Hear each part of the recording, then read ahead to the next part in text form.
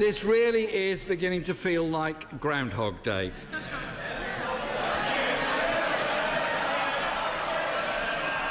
Another nothing has changed moment from this shambles of a government. I still believe that no deal is better than a bad deal. I am still working for what I believe is the best outcome for the UK, which is a good negotiated deal with the European Union for the future. But of course, we continue with our no deal preparations. There are fewer than 200 days before Britain makes its official exit from the European Union, but it has still not reached a divorce agreement with EU officials. And last night, talks fell apart again ahead of a major EU-UK summit that's being billed as the last chance to negotiate a breakthrough. The two sides are at an impasse over the border between Ireland and Northern Ireland. So why is it an issue, and what happens if Britain leaves the EU without a divorce deal? Christophe Bondy was senior counsel to Canada during Canada-EU Free Trade Agreement negotiations. He's now an international arbitration lawyer at Cooley, and he joins us from London. Hi, Mr. Bondy. Great to see you again. Hi, how are you? So can you help us understand why talks appeared to fall apart on Sunday, especially where the Northern Ireland is concerned? Well, what the UK and the EU right now are seeking to negotiate are the terms of a transition arrangement after March 2019, when the UK is set to exit the EU. The UK is seeking to maintain the status quo, if you will, during that period after March 2019 for, in effect, a couple of year period at least. And the sticking point has become Northern Ireland, because the issue is whether or not there will be a hard border between the Republic of Ireland and Northern Ireland.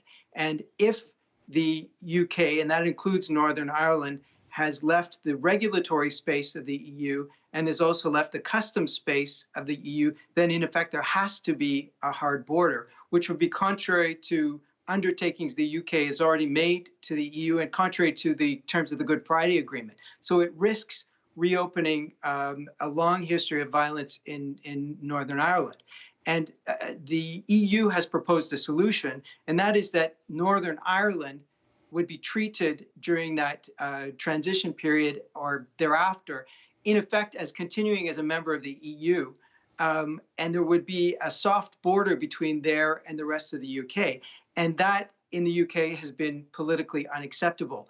The UK government is a minority right now, the Conservative government. They are supported by a 10-member party in Northern Ireland, the DUP, which is a very unionist party, and they don't want to see anything that looks like any kind of border between Northern Ireland and the rest of the UK. So they're in this conundrum. The risk in these discussions is that there will be no transition deal, and the UK will see itself crashing out of a 45-year legal relationship with the rest of the EU with no transition in place. Based on how far apart the two positions are, how likely do you think that is?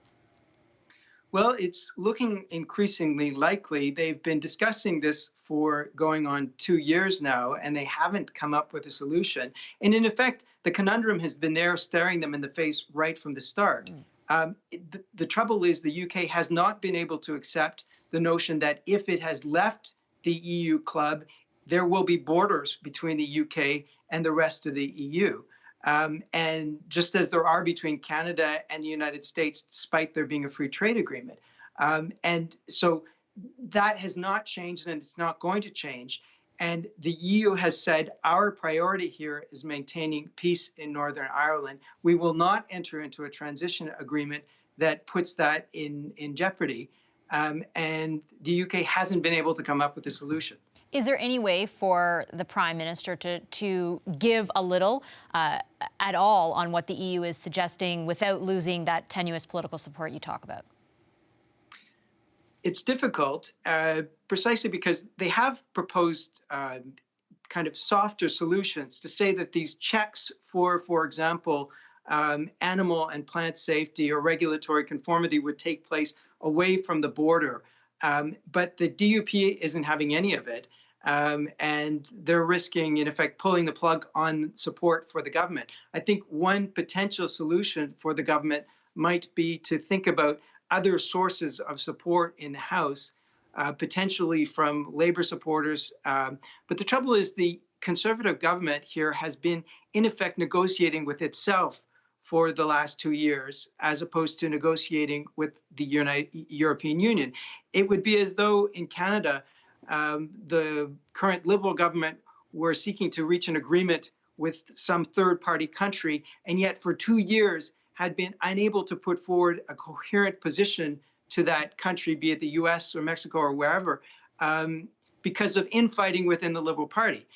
That's in effect what's been going on here in the UK. There is a small group within the Conservative Party that is just absolutely rabid to leave the EU under any terms. And then there are more people within the Conservative Party, and certainly Labour, who want, if anything, a soft Brexit. So this is all coming to a head because the proposals the government has put forward just aren't workable.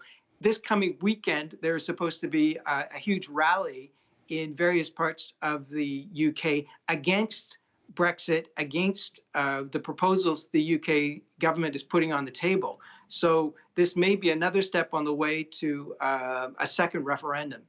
How likely do you think that is? And can you help us understand, I guess, how the public is absorbing this political fight? Has it impacted support or lack thereof for Brexit?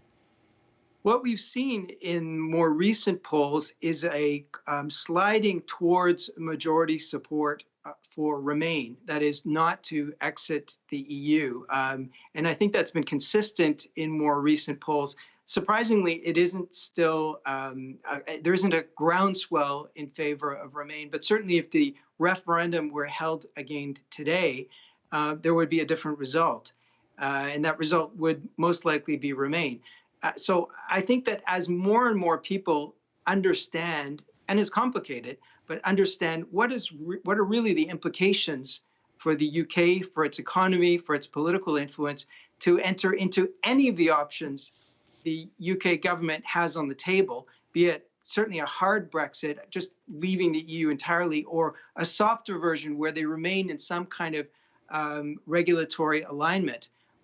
Those options, in the first place, often don't work with the EU because it's versions of the UK trying to have its cake and eat it, trying to have free access to the EU without playing by all the rules.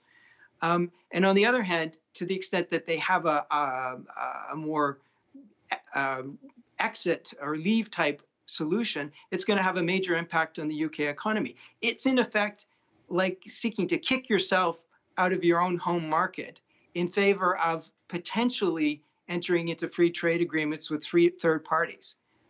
So I think as more people understand the implications of that, the more support for Brexit begins to soften. The question is now, what time is there available between now and March for the UK to come up with some kind of solution? And really quickly before I let you go, is there? I think it's going to be, well, watch the space. I think it's going to be very interesting, but it's not a way to run an economy, put it that way. This is one of the most sophisticated places in the world, and businesses literally don't know what legal environment they're going to be in a few months' time.